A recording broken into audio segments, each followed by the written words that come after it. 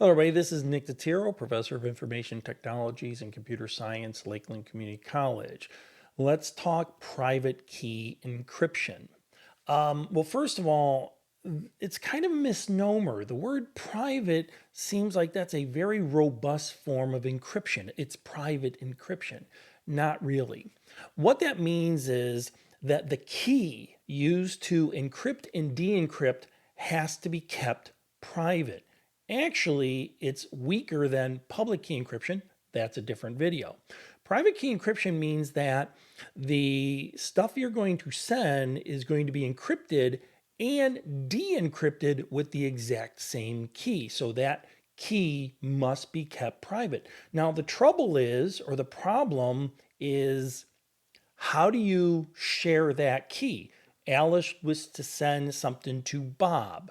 She is going to encrypt her message. She sends that encrypted message.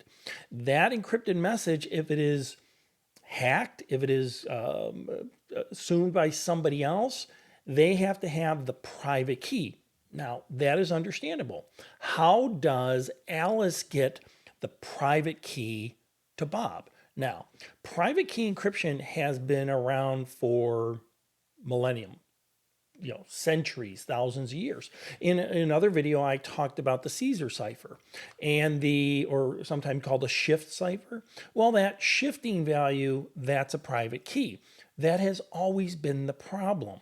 How do you send or how do you keep the private key private amongst the parties?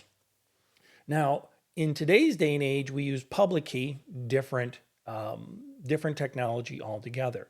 But private key's been around for millennium. Now, let's talk probably the single most researched, studied private key encryption, and that has to deal with the World War II German Enigma machine. Let's go up to my computer and let's take a look at this, and we're going to do some quick demonstrations with a little simulator, and you can see how challenging this may be.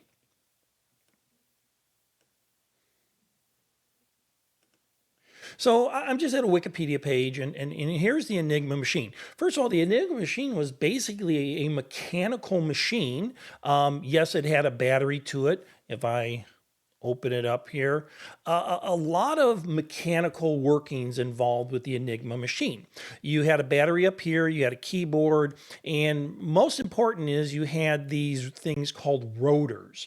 And these rotors were hardwired, that they were set at a certain point, and then as you typed, it would send a signal through the machine. And then even down here, this is called the plug board. The signal would basically go through the rotors, and those rotors would constantly change, bounce off this plate here, what they call the reflector plate, go through this plug board here, and that would change the values, work its way all the way back, and you would have the secret code. So if they typed an A, going through all that circuitry, maybe it came up with an M, and then you would send the M. Now, there were some flaws associated with this, and let me tell you about the Enigma machine. It's too much of a history project for me to cover in a given video. There's some very interesting mathematics involved with it. There's some very interesting history, but there's also some very sad history involved with this. These machines obviously were used during a war. People sadly died. So I don't want to get into the history of it. If you're interested in the history, the Enigma machine, Fletchley Park, and the people that broke the code, it's a very fascinating history. I'm more concerned with the actual cryptography involved with this. So you can imagine how complicated this can get. These rotors were interchangeable. Some machines actually had 4 rotors. There could be a set of rotors that came with these machines. So it was important to not just get the rotors and get the plug board, but probably the single most important thing for our discussion here is the private key. Now you have to imagine, let's say these Enigma machines were again, They were the German Army, German Navy, German Air Force. They all had different machines. How do you send a secret message from, say, the land to a submarine out to sea? Obviously, sending the message would be fairly simple. You send that via radio, but when you send something via radio, everybody can listen to it.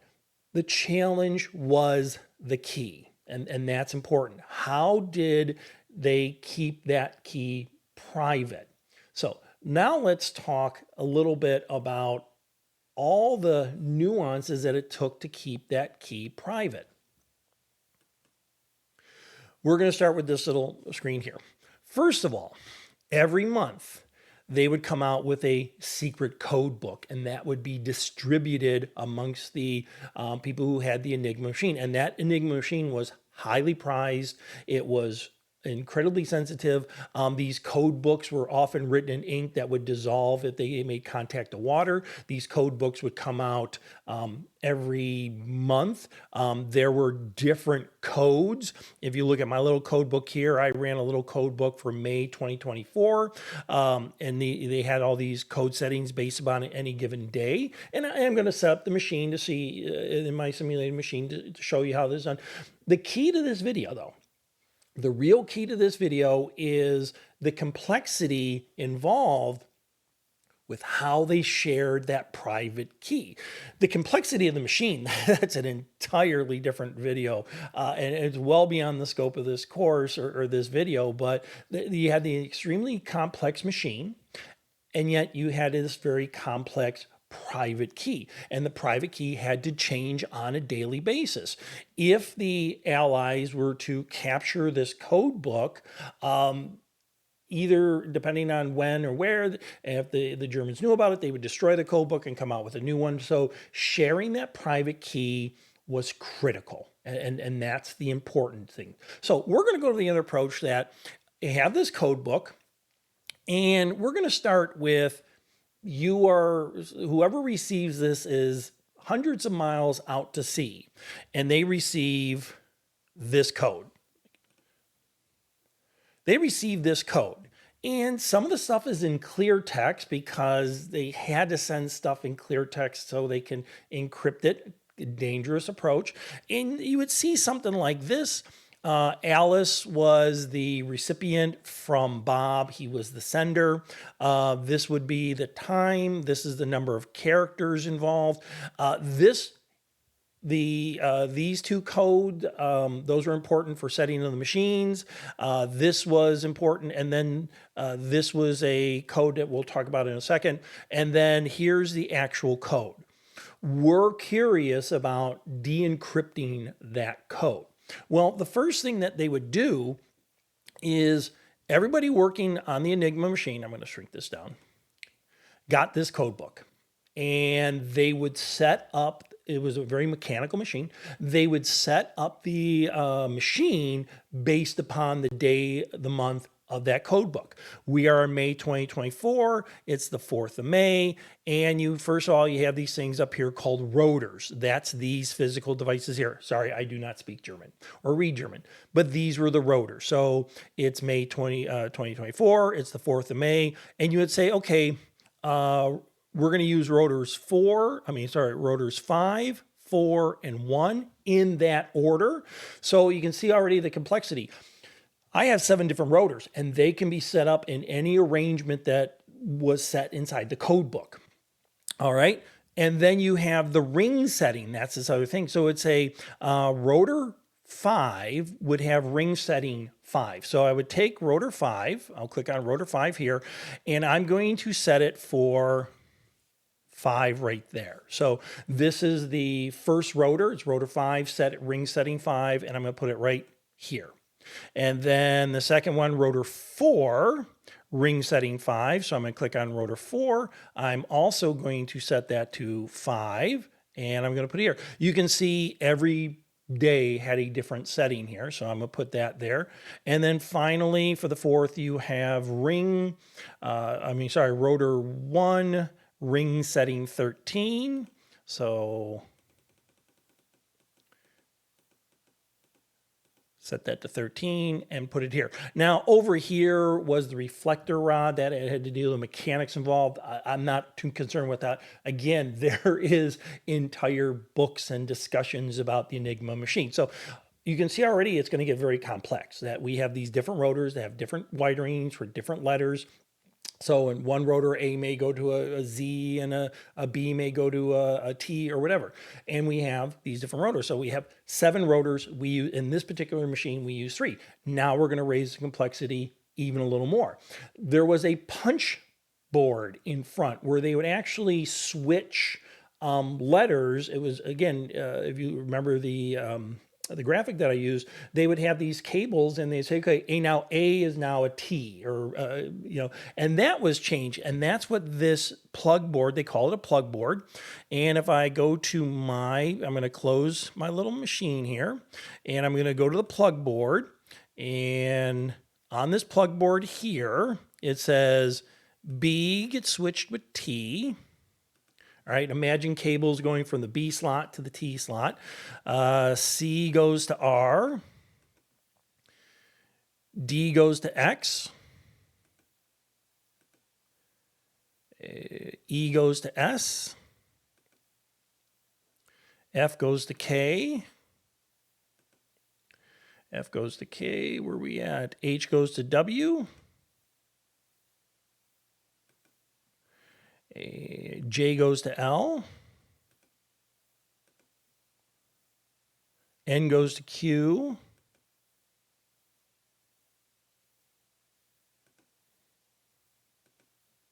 So N goes to Q. P goes to U. And V goes to Z.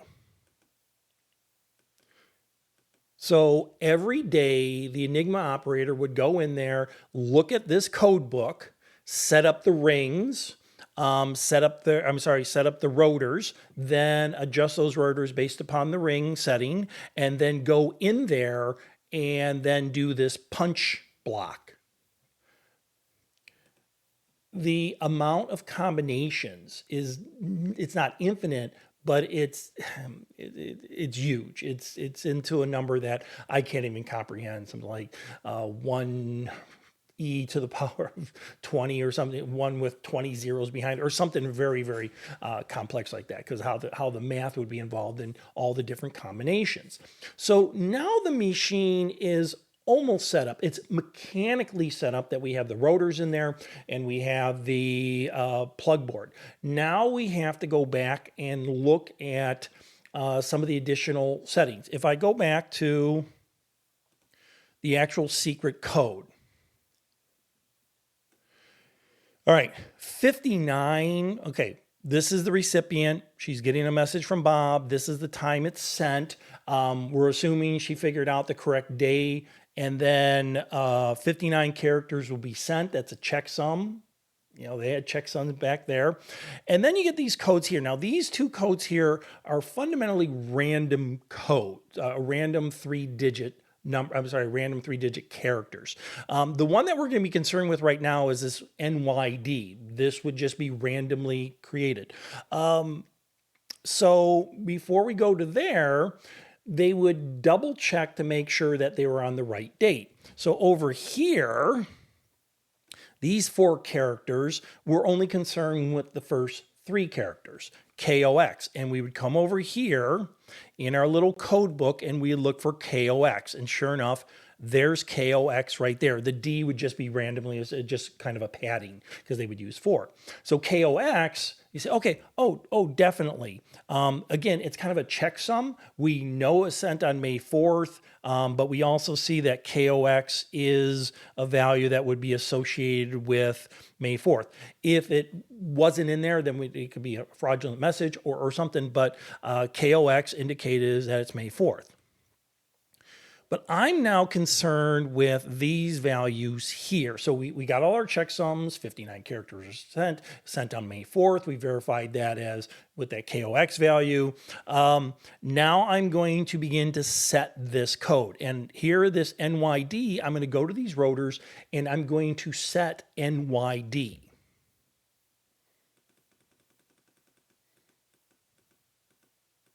N, Y, D.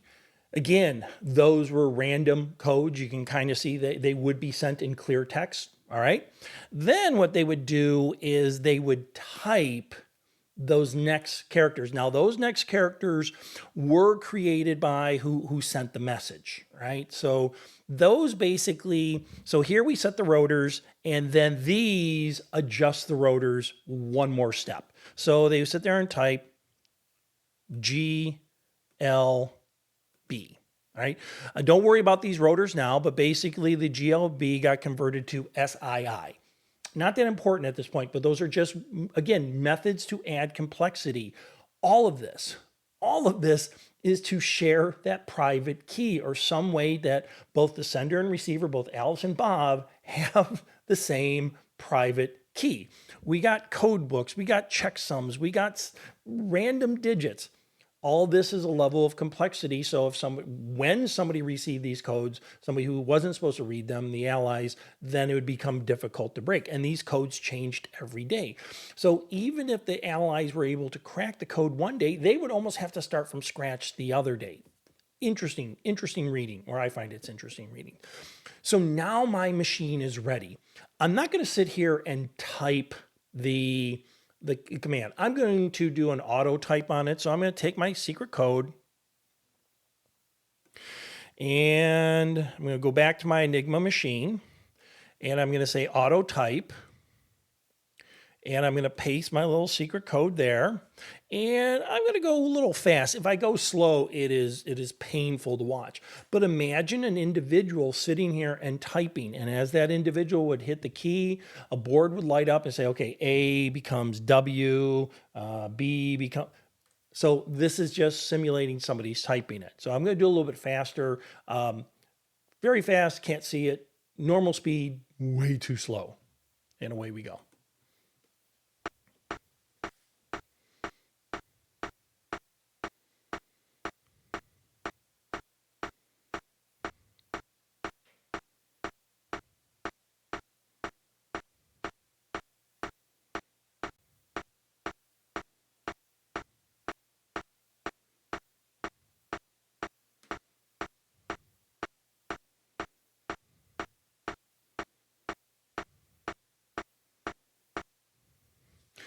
And here is the message. I'm going to go to my clipboard, and I'm going to copy and paste it so it's a little bit easier to read. Now, this is the clear text. And the clear text, they broke it up into blocks of 4 characters, because again, if they broke it up into the actual word, it becomes easier for people to decode it. So everything was broken up into blocks of 4 characters, but I think you can read this pretty straight. I'll break it up. We'll say the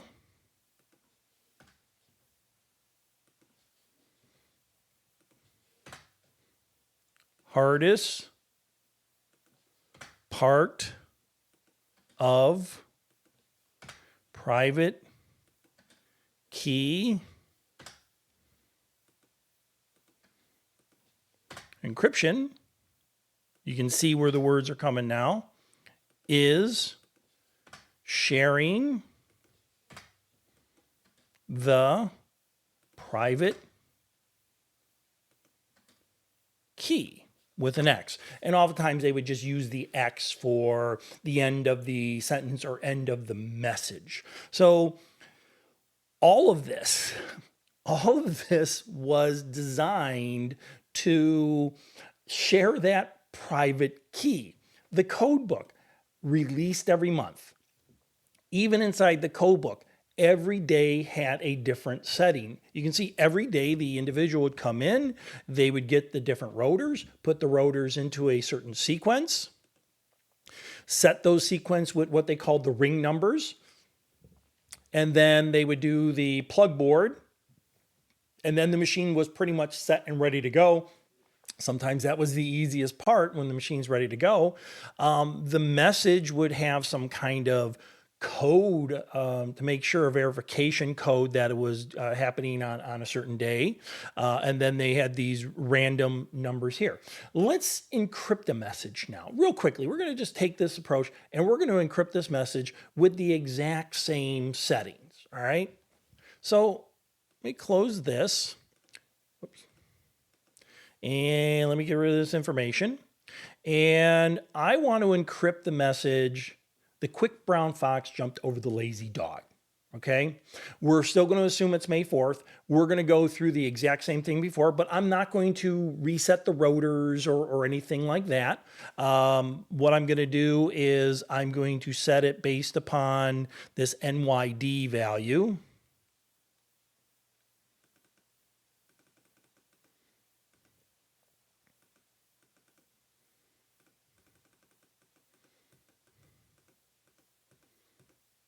All right. I would not use the GLB that wasn't encrypted. I would just randomly create, I would use 3 random generated characters. I'm going to go, yes, you're going to see what's going to happen. I chose SII. And you can see SII gets converted to that GLB, and GLB got converted back to SLI. It could have been anything, right? But I'm just showing you where it came from. Now, at this point, I would give it, make sure some verification code, maybe BBWI. So, I would put BBWI just so the receiver would know it's coming from May 4th. Nothing really, it's just an extra layer, a checksum there. And now I'm going to take the message and I'm going to auto type it in. So I'm going to take the message, it's uppercase here. "The quick brown fox jumped over the lazy dog, X." X meaning the end of the sentence. And let it run.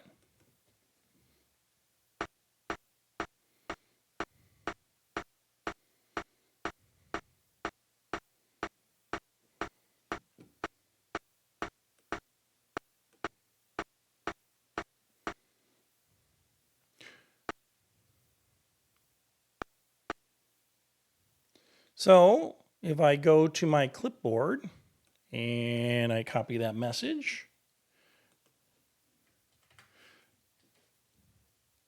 and there is the encrypted, this message here is the encrypted value of "the quick brown fox jumped over the lazy dog." Now, the interesting thing about, if you were watching this, the interesting thing about Enigma, those rotors were constantly rotating. They would click forward. So if I was to type this information in again, I would have a completely different message. So where the rotor started, the original settings, the original rotors, the original settings, the ring settings, all that stuff became important at the beginning of the day, because as those rotors would work their way forward, they would change the value. So if I was to do the quick brown fox one more time, it's going to be a completely different value. You know what? Let me do that.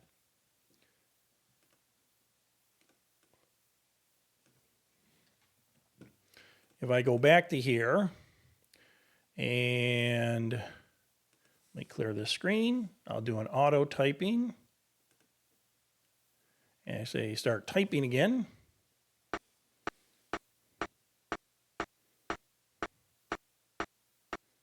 Now, while this is typing, the German military thought this was unbreakable, because the potential combinations involved were so astronomical. They couldn't even calculate how, back then, they couldn't even calculate, let alone thinking, remember this is before computers, thinking that somebody could potentially break this code. So it was considered unbreakable.